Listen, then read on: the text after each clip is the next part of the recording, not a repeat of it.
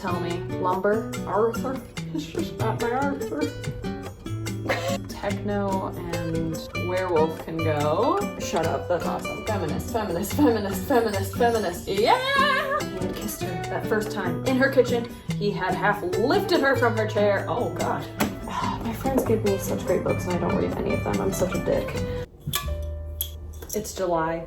Welcome back to the TBR jar challenge. Thank you so incredibly much for being here in my really dark corner of the house. I still hate this. I hate this corner. Bear with me. Maybe one day I can figure out a better spot for this if I continue the TBR jar series. We'll see. Let me know if you enjoy the TBR jar series. That'd be really great to know. First off, I hope you had a really wonderful June. My June was really busy. I ended up doing a lot more travel than I anticipated and it took a toll for sure. It's really overwhelming now. I'm like, there's so many videos I want to do. I'm so behind. I'm just excited to be back. I'm excited to just be home for like more than 4 days in a row. Would be really great. So some fun things that are actually happening in July for me that I want to keep in mind while doing this TBR. And I just said traveling's been a lot, but I'm actually finally traveling for like pure pleasure and like a really, really big trip, which I have not done in a very long time, like a big trip.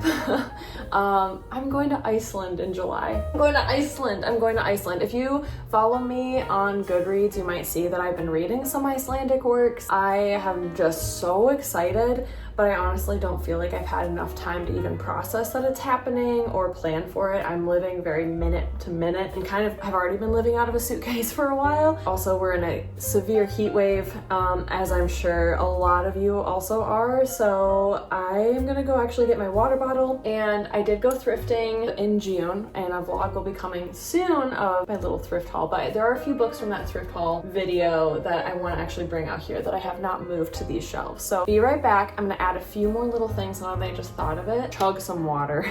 I don't have central air, so it's usually around 86 degrees in my house right now. No air conditioning. I feel like I'm just complaining, but like, it's been a lot. It's been a lot.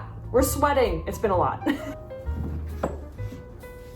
2 new books added to the TBR shelves. Actually, there are a few more, but we'll talk about that more in my like actual book haul video. Anyway, let's get into it. I'm so excited. I'm going to Iceland in July. What the heck am I gonna read while I'm there? Am I even gonna have time to read? I don't know. I think so. Deep breaths, girl. The heat does things to me. The first prompt of July. Oh my gosh, I'm so excited. Okay, that is one. The letter L. Ooh, L. Okay, so that means we have to find a book whose title begins with the letter L, and my shelves are not in alphabetical order anymore, as I mentioned in my last one. We do know that we have ye old Lighthousekeeping by Jeanette Winterson. I've talked about this one like 3 separate times. I did start it. I wasn't a huge fan. Jeanette Winterson is just not my author. It's just not my author. Not my author, which stinks because it feels like I should like her work. She's surreal. She's experimental-ish. It's just not experimental enough for me. And I actually find myself really bored by her writing, honestly. I need something like kookier. So there's an option. This is still on my TBR just because I feel like it's my fault. Like it's my fault I don't like her and I should just keep trying. But one day I'll learn my lesson and know that like not everything is for me, and that's okay. And I can just admit that there are certain authors that just I know don't work for me. What else do we have? Anything up here? I feel like I should probably flip these around, but they are the bigger books. I don't know if I want to read bigger books, so we'll see if this is the only option. What else do we have? I have so many books on this bottom shelf that you can't see at all. If only you could see my posture right now. G-R-H, yes. There we go. We have a Muriel Spark, Loitering with Intent. Yes. I actually really... I feel like Lighthousekeeping would be more of like a July vibe. This feels so autumnal to me, maybe because of the cover, like the earthy tones. I did start listening to this as an audiobook, really enjoyed it, and then I found a physical copy, used, secondhand. Looks like there's a $2 sticker on there. Don't know if that was accurate or not. Makes sense. I picked it up and I was like, oh, I'd love, if I have the chance, I would prefer to physically read this. And I just haven't gotten to it yet. But I feel like Lighthousekeeping, it says perfect for storm-tossed lovers everywhere. I'm gonna be going to Iceland, it's stormy. I'm going with a person I love, okay? I don't know, I think I could try this again, and maybe in a more like atmospheric environment, this might click for me. I think we should do this. Okay, first book of July, last chance. We're gonna start with Lighthousekeeping. And we'll see. It's okay if I don't like it. If I end up DNFing it, that's fine. We're allowed to do that. We love autonomy. We love remembering that we have autonomy. Prompt number 2. I'm already sweating. Very pseudo-riferous. I feel quite blush. Oh my gosh, we have another letter.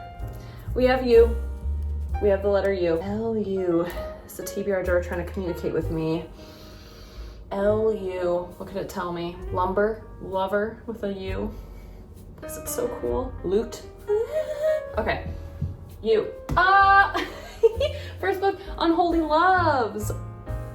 This is by Joyce Carol Oates. This is this beautiful, gorgeous, stunning mass market paperback. Oh, can you smell this from here? It's a bar of soap. I want this. I can imagine myself reading this on a plane. Packing this, it's light. This is complex story, I think, of, oh, well, here we go. Plot synopsis. Why am I trying to tell you? I didn't even tell you the plot synopsis of Lighthousekeeping. Back it up. Okay, Lighthousekeeping is about this motherless and anchorless Silver is taken in by the timeless Mr. Pugh, keeper of the Cape Wrath Lighthouse. I mean, you're saying all these words that I love, like, I love. Pugh tells Silver ancient tales of longing and rootlessness, of ties that bind, and of the slippages that occur throughout every life. This is what Jeanette Winterson does to me. Everything sounds good in theory, and then I just end up not enjoying the book. I'm holding out hope. Okay. One life, Babel Dark, a 19th century clergyman, opens like a map that Silver must follow. Caught in her own particular darknesses, she embarks on an Elysian sift through the stories we tell ourselves, stories of love and loss, of passion and longing, stories of unending journeys that move through places and times, and the bleak finality of the shores of betrayal. That sounds like my cup of tea. There you go. Okay, Unholy Loves. Oh yeah.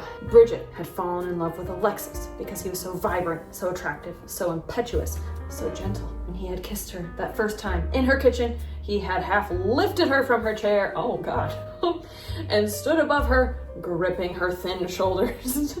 Okay, this is not, I'm seeing a lot of stroked greed, a hunger she did not know was in her. I thought this was more of like an exploration of like a lot of people and I guess their relationships, which I mean, it could be. Why do I keep picking up saucy books, guys? I don't want to read saucy books, but like they just kind of always happen to me. They come at me. That's insane. Okay, what else do we have though? We have to, maybe we have other U's. Did I say another U? Sheesh. Okay, I think this is the only one I have. For the sake of it, let's see actually if any of these bigger books. I have The World Is Not Enough. Look at this thick tome. I'm so excited to read this eventually. Shut up, that's awesome. Okay. I have, oh, Little Big. This could have been an L. My poor friend loaned this to me so long ago. Will I ever give it back to him? I don't know. Ooh, yes, In Ascension. Someone else loaned this to me as well, another friend. My friends give me such great books and I don't read any of them. I'm such a dick. Okay. Oh, Little Women, another L. Still have never read Little Women, but I have read a Louisa May Alcott before. Shout out Flower Fables, if you know, you know. Oh yeah, and then we have Hopscotch, another book that my friend loaned me like 4 years ago, if not more. Dang. Okay, I will leave these with their spines out because they are cool. They deserve attention, even though I'm being so avoidant. But yeah, this is the only U. So, Unholy Loves is our second pick. Prompt number 3. Get on in there. It's gonna be another letter. Speak to me, jar. Ooh, book set in a city. How am I supposed to know? Oh, well, I think this might take place in Japan, in Tokyo. Oh, it's like, oh God, I want to read this so bad. This is book 1, 2, and 3 of A Sign of Affection by Sue Morishita. and this follows a deaf girl and this guy that she has a crush on, and it just was giving me butterflies while I was reading it. The like will they won't they tension. It's not super spicy, like it's just sweet, and they're communicating with each other. He knows like 3 or 4 different languages, like he's a world traveler, and so she's teaching him sign language, and then it's like this will they won't they, does he like me? I mean, the opening sequence is like them on like a train or a subway or something, so I'm like, it could be a city. I don't think the city is like a major part of this though, but I want to read it so bad. Okay, what else do we have though? Let's put that there for now. In that same vein, I feel like this Murakami, which is Colorless Sakura Tazaki and his Years of Pilgrimage, just based on the cover alone, it has a very metropolitan feel. I don't know anything about this. There's no plot description anywhere. But I feel like this would definitely take place in Tokyo or something. Yes, he was attending college in Tokyo. So, big city, Tokyo, that's definitely an option.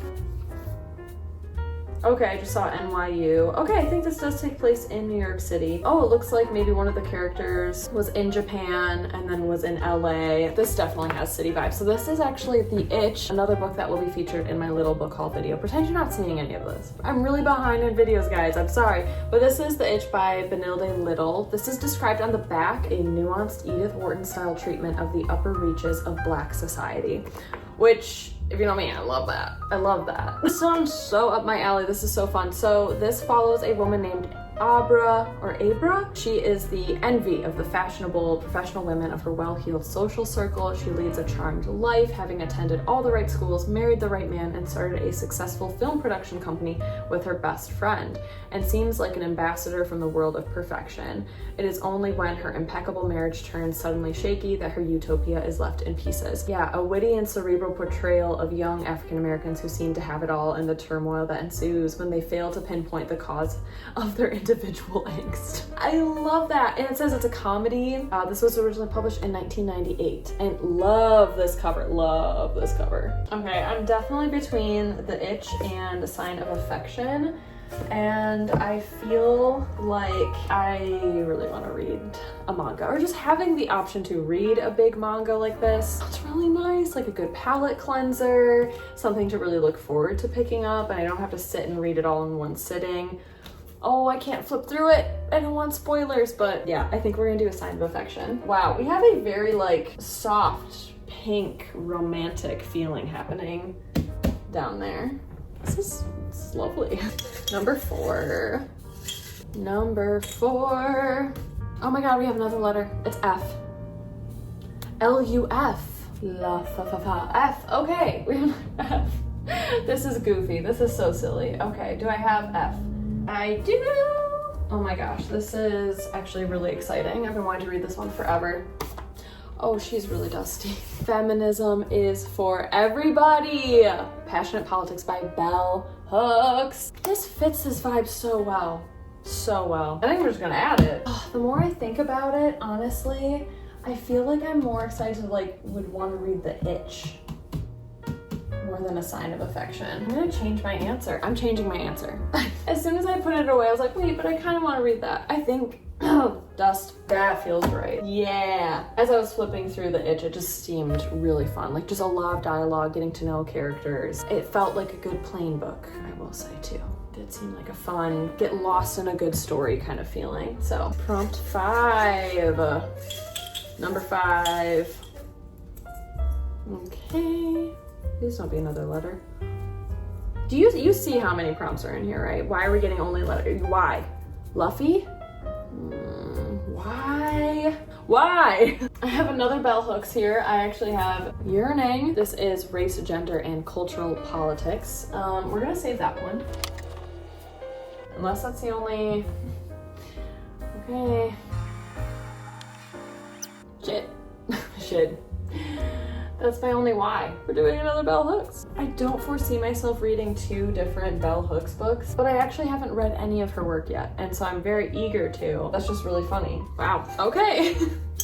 6. I'm gonna get another G-dang letter. Ooh. Oh. Son of a biscuit. I can see through this. N. Lafine. Lafine. Stop it. There are so many other prompts in here.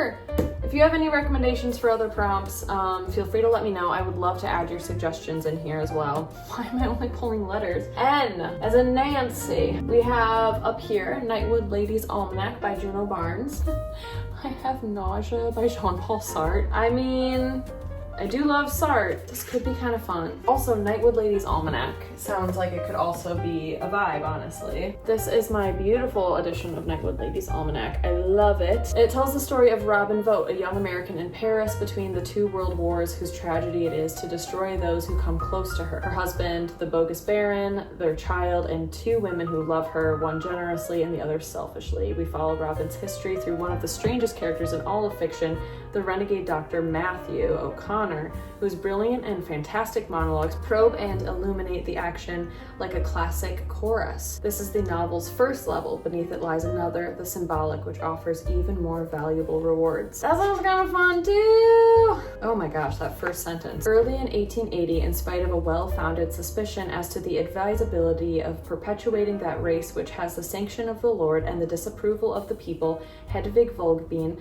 a Viennese woman of great strength and military beauty, lying upon a canopied bed of a rich, spectacular crimson, the valance stamped with the bifurcated wings of the House of Habsburg, the feather coverlet and envelope of satin in which, in massive and tarnished gold threads, stood the Volkbein arms, gave birth at the age of 45 to an only child, a son, 7 days after her physician predicted that she would be taken. I'm sold. I need some water, but I'm sold. I do really want to read Nausea by Jean-Paul Sartre, but this is all about a man's descent into this like nauseating stream of consciousness awareness of life and how he like feels everything, which I really, really do want to read. And I've been looking for this for a long time, found it secondhand, was super geeked about it. But I think, I mean, as for like all of these books, these are all secondhand, I should say. I think we're gonna do Nightwood Ladies' Almanack, Juna Barnes. It's gonna be such a good reading month, y'all. It's gonna be so good. So freaking good. So much to choose from, but there's a lot of like narrative driven, like female narrative driven stuff here. Yeah, this is all very feminine. Feminist, feminist, feminist, feminist, feminist. Yeah! I love it. Prompt 7. Can we not get a letter? Can we not get a letter? Ooh, this is a very chunky one. Book set in space / has space elements. Oh, yeah. Do I have anything like that though? Do I have sci-fi? Well, I do have Meet Me in the Moon Room. This has been on my TBR for so freaking long. This is by Vukcevich, and this is beautiful. I got it at a library book sale many years ago. These are short stories, and there are so many short stories in here, but the first one is By the Time We Get to Uranus, and is all about people who like spontaneously grow suits, like it's a sickness. Molly had come down with soot in the springtime, which had been a rare and puzzling skin condition a year ago, which was now an epidemic. People developed spacesuits and then they floated off the planet. They grabbed whatever stuff that was nearby as they left. It's so fun. And then, yeah, of course, Meet Me in the Moon Room. There's like a space element there. But it's just very surreal, very quixotic and strange, which sounds really, really fun. I've been wanting to read this for a while, so maybe this is a book that I could actually potentially maybe read throughout the month. Like read, how many stories are even in here? They're not even freaking numbered. But there are certain stories called Finally Fruit, Beatniks with Banjos, The Sweater, Message in a Fish, My Mustache. There's a story just called Poop, and then the next one is called White Guys in Space. I mean, that sounds great. Very funny. Published in 2001. Maybe if I read one a day for a little bit. They're very short. Let's do that. We're gonna do Meet Me in the Moon Room. I've been wanting to read this one forever. I think that would be a cute little thing to read one a day. Space. Prompt number 8. I went to the bowels. I have 2. I feel like I have to do both of those. Do this one first. I set the other one down. We have mystery.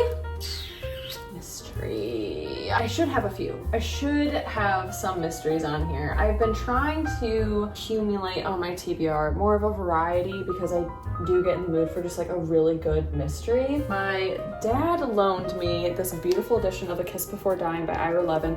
I love Ira Levin. This one does not have a plot description. Published in 1953. I think my dad was telling me this is like a mystery of some kind.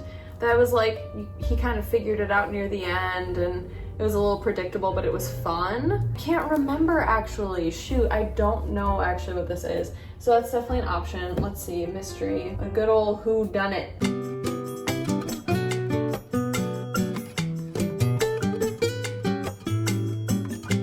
Ooh, okay. So there is A Kiss Before Dying, which I'm not positive about.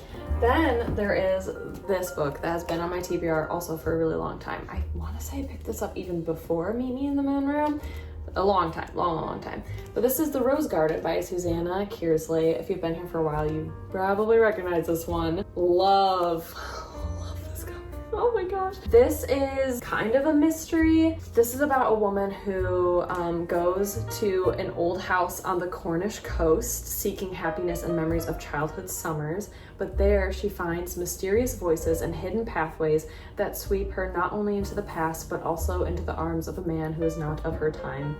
So it's about ghosts and mysteries. And then the back blurb does say, it takes readers straight into another time and place to smell the sea, feel the castle walls, and sense every emotion. It's a thrilling, haunting, and deeply romantic story. I know what it is too, and it's that I love listening to thrillers and mysteries and stuff as audiobooks because I find them really gripping. They help me pay attention. It's really fun, but I typically don't buy them, especially even secondhand. I'm like, they're not gonna become a favorite of all time, but something more like this where it is a little bit more historical fiction, I would say, but I love that it takes place on the coast and the sea and a castle and like gardens and shit. That sounds great. Very summery. Let's do The Rose Garden. So fun. I have so much reading to do, friends. This is amazing. Okay, and then the other one that was like in my fingers that I set aside here, we have Random Genre Generator. Okay, let me go get my laptop. We're gonna write out all of the genres on like a little spinny wheel. We'll spin the wheel and figure out a book from that genre. Let's do it. This is so fitting because I actually like deep cleaned my laptop today. I was like, this is disgusting. Random book genre generator.